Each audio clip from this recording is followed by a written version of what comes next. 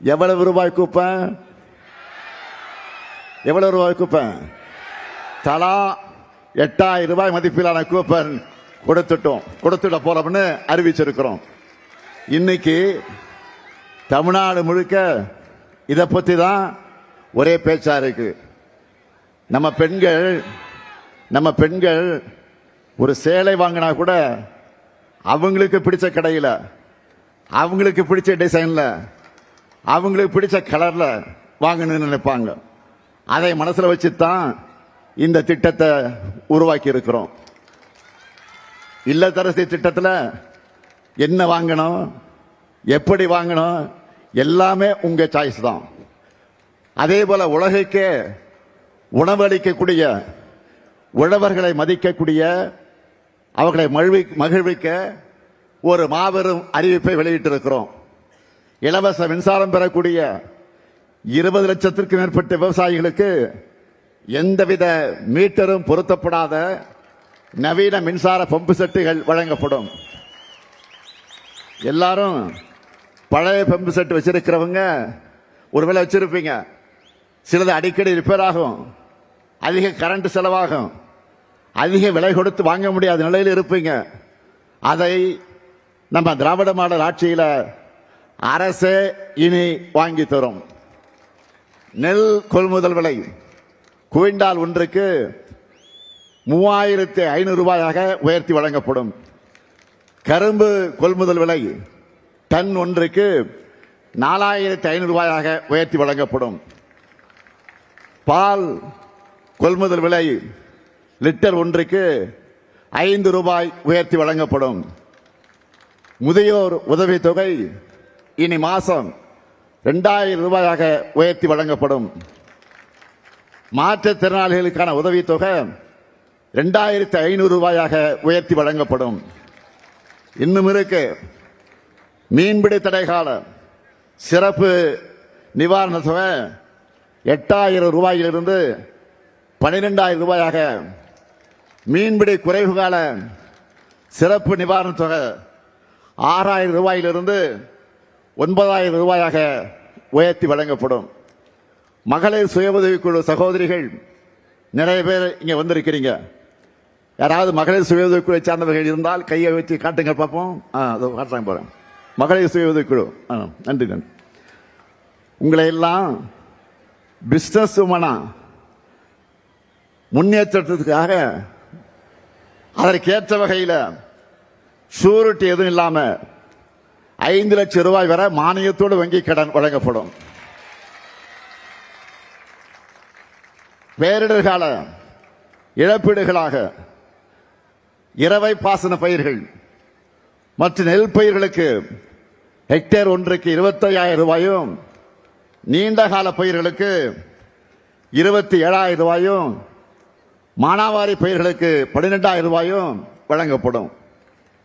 உயர்கல்வி படிக்கிற 35 லட்சம் மாணவர்களுக்கு அடுத்த 5 ஆண்டிற்குள்ளாக லேப்டாப் வழங்கப்படும். அடுத்து 5 ஆண்டுகள்ல 10,000 புதிய பேருந்துகள் இயக்கப்படும்.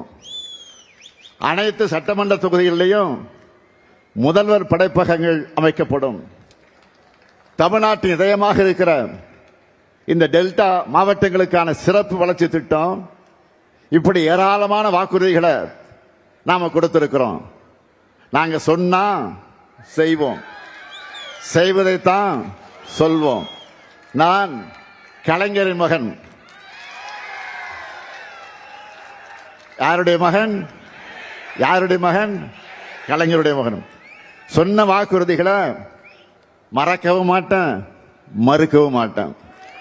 கடந்த 5 ஆண்டுகள்ல தமிழ்நாட்டினுடைய நிதிநிலையை சீராக்கி ஒவ்வொன்னா நாங்க நிறைவேற்றிட்டு வர திட்டங்களை அதுக்கு சாட்சி.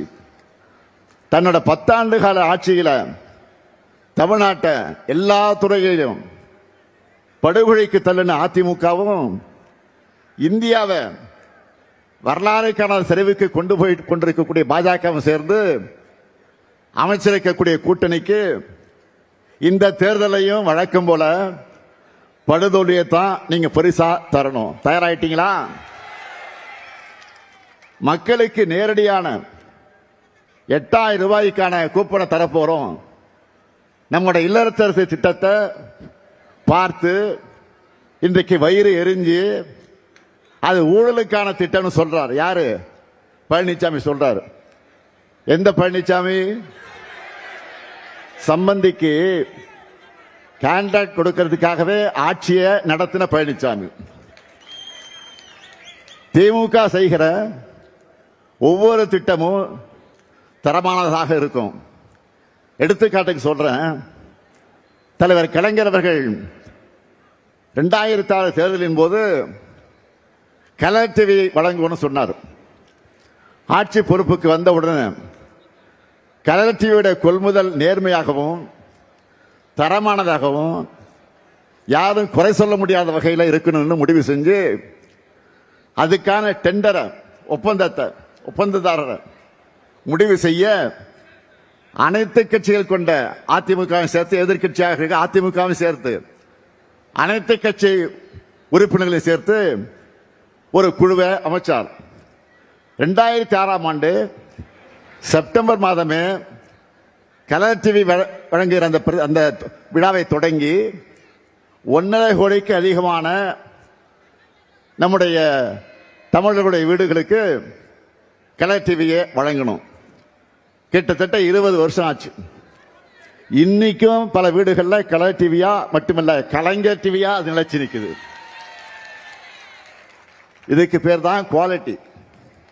இதுவே அதிமுக ஆட்சியில் மிக்சி கொடுத்தாங்க, கிரைண்டர், மின் விசிறி கொடுத்தீங்களே, என்னாச்சு? காயிலாங்கல்ல இருக்கு.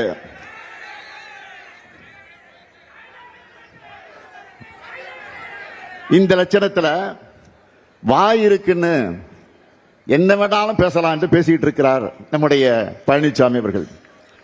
ஏற்கனவே 2021 தேர்தலில் மகளிர் உரிமை தொகையா நாங்க 1000 ரூபாய் வழங்குவோம்னு சொன்ன உடனே அவசரமா வீட்டில் இருக்க ஜெராக்ஸ் மிஷினை ஆன் பண்ணிட்டு 1500 ரூபாய் தருவோம்னு அறிக்கை வெளியிட்டார்.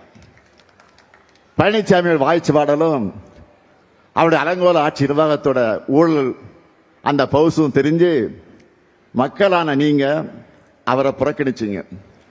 இப்போ மக்களுக்கு நல்லது நடக்க கூடாதுன்னு வயிற்றெரிச்சல்ல தன்னை போலவே பிறரையும் நினைச்சு ஊழல் நடக்கும்னு பேசிட்டு இருக்கிறார்.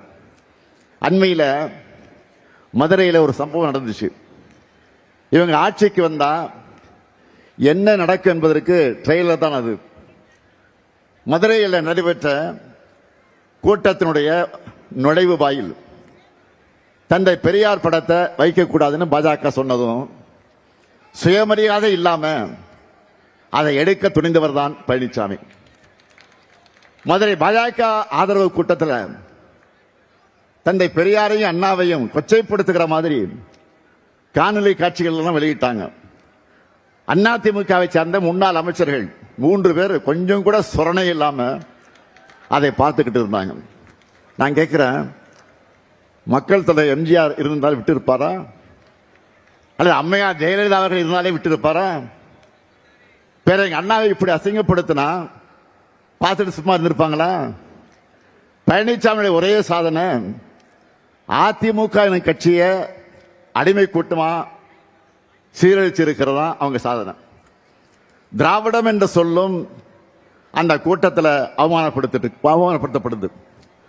அதிமுக முன்னணியினர் கூட அதை கூட தடுக்கல. திராவிடம்னா என்னன்னு எனக்கு தெரியாது, நான் புராணங்களை எல்லாம் படிச்சதில்லைன்னு கொஞ்சம் கூட வெட்கம் இல்லாம சிரிச்சுக்கிட்டே சொன்னவர் தான் பழனிசாமி. இந்த துப்பு கெட்ட பழனிசாமி யார் எக்கேடு கெட்டாலும் பரவாயில்லை, தன்னுடைய பதவியை காப்பாத்திக்கிட்டா போதும்னு பாஜகவுடைய பாதம் தாங்கியா இருந்து கொண்டிருப்பவர் தான் பழனிசாமி.